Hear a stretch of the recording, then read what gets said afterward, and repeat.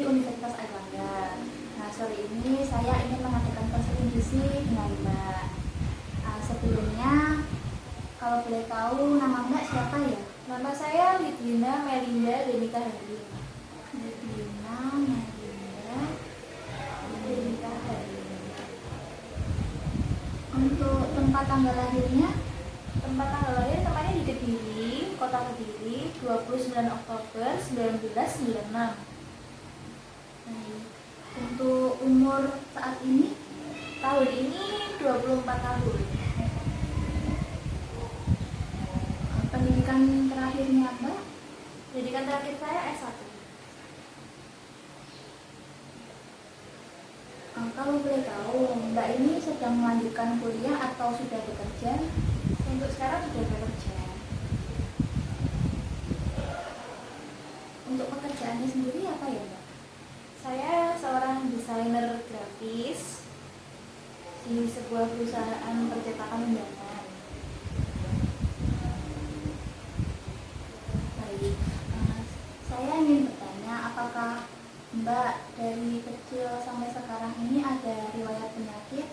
Oh, ada dulu, tapi sekarang udah jarang kambuh. Dulu paling sering itu penyakit mah. Baik Mbak, langsung masuk saja ke pertanyaan saya ya. Sebelumnya apakah Mbak mengetahui atau mungkin mendengar mengenai Kadersi? Kadersi belum pernah. Baik Mbak, saya jelaskan sedikit ya. Jadi Kadersi atau keluarga sadar gizi itu merupakan suatu keluarga yang mampu mengenal, mencegah dan mengatasi masalah gizi di setiap anggota keluarganya.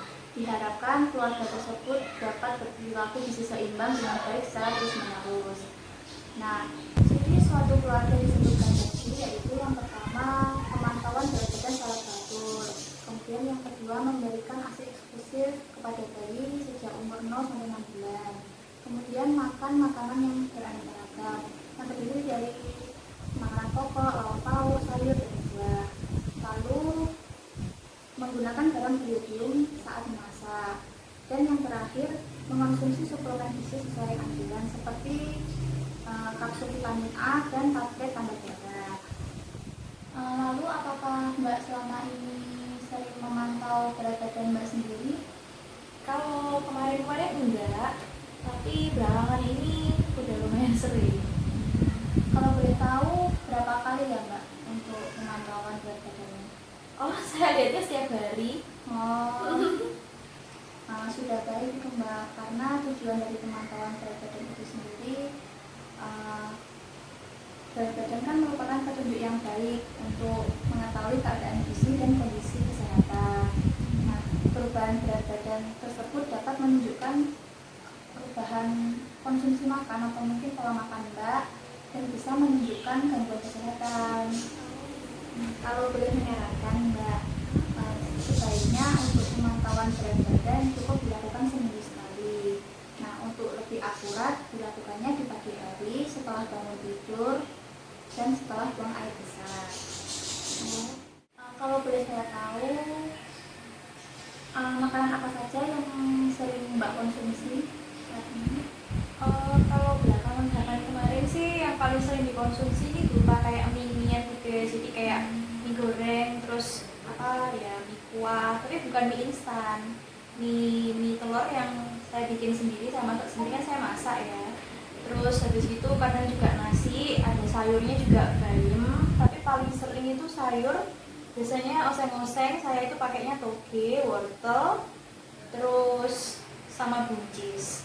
Nah, nanti ada pelengkapnya itu lauknya pakai tahu tempe yang paling sering. Kadang seminggu sekali itu juga ayam. Habis itu juga pakai kerupuk sambal gitu aja sih biasanya makan. Mungkin ada buah-buahan yang sering dikonsumsi setiap hari. Kalau buah yang paling sering itu pepaya sama pisang. Itu aja. Terus tapi kadang juga sering beli jus, tapi jus jambu. Jambu merah itu. Cukup bagus sih Mbak, karena sayur bayam kan termasuk sayuran hijau. Nah, itu juga mengandung banyak zat besi yang ada di dalam sayur bayam itu. Tahu tempe juga ada kandungan zat besinya.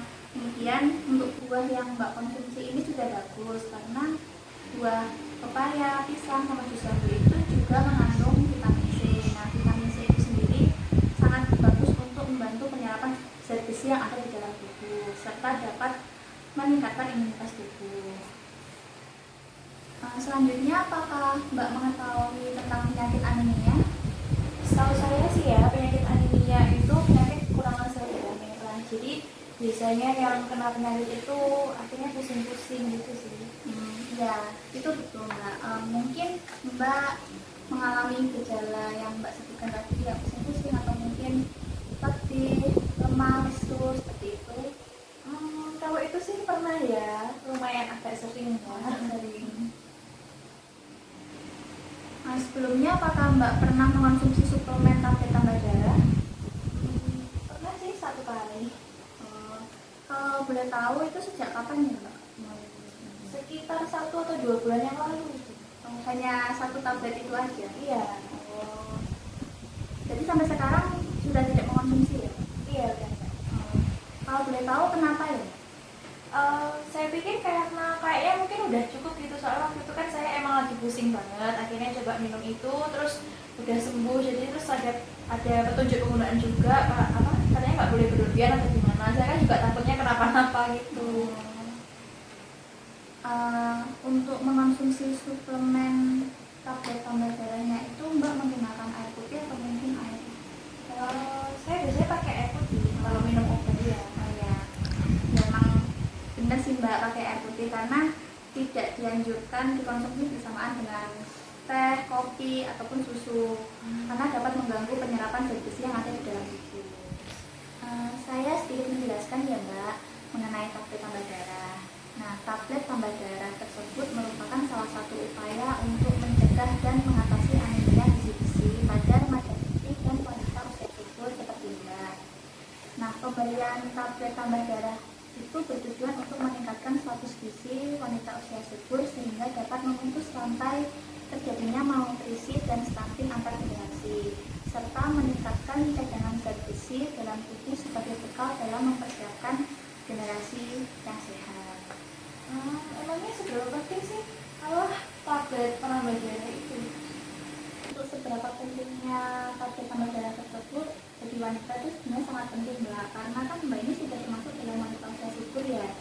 Nah, maka dari itu kebutuhan gizi yang ada di dalam tubuh itu juga semakin meningkat sehingga seringkali nutrisi yang didapatkan dari makanan sehari-hari saja itu belum cukup.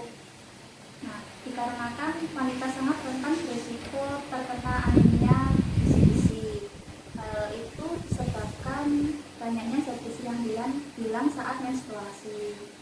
Sehingga suplemen tablet tambah darah itu diperlukan untuk membantu memenuhi kebutuhan zat besi yang ada di dalam tubuh.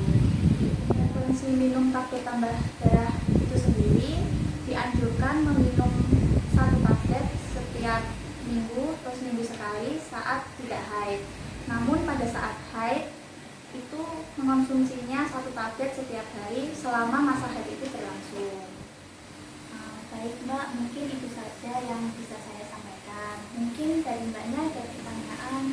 Enggak sih Mbak, terima kasih juga ya Mbak ya. Terima kasih Mbak sudah bersedia meluangkan waktunya untuk berkonsul dengan saya. Dan terima kasih ya Mbak. Iya.